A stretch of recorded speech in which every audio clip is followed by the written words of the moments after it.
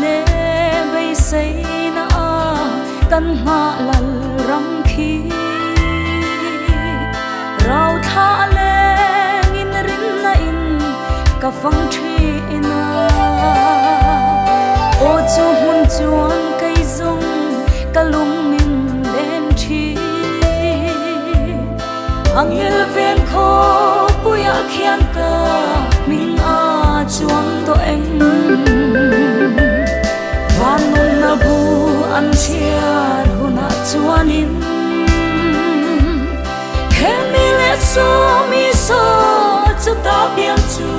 ti nam na chiar nge ang tui le thara va piang lo chu an la boy nge yang Krista thu thung thiang him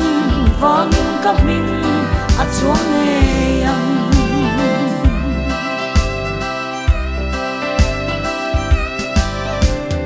he lei rama hianin khomun het kan nai si lo kholo la om tu ra chu kan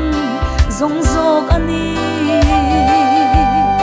vana kuta saklo in ro pui tak kanai lalpan ama mangai tu te dana bua sai chu vanun na bu an chiar huna chuanin khemi le so mi so chu ta biang chu ti nam la chiar nge yang tui le thara va piang lo chu an la boy nge yang Krista thu thung thiang him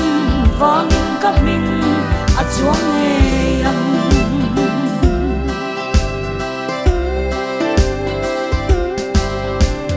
Krista pasal thale mi hoi sem kal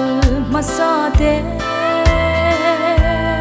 thu thung vang hiam mu sit na le soi chiat na te ma ni she om poisa lovin lal ram ta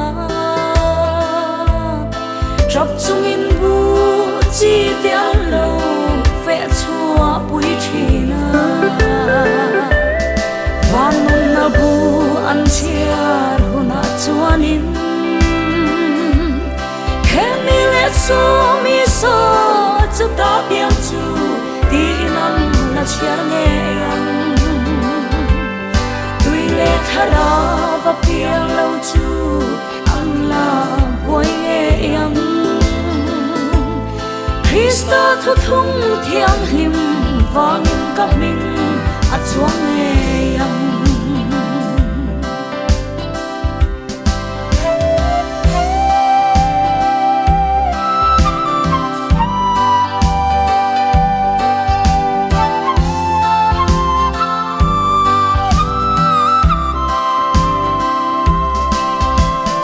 an tharau bo ral tu i mangai lo vem ni swal thi na thim nuai thu me ten min ave chatuan shem hun ge hena an khen ma in chandam na kim thu thung ro pui chui shilang vanun na bu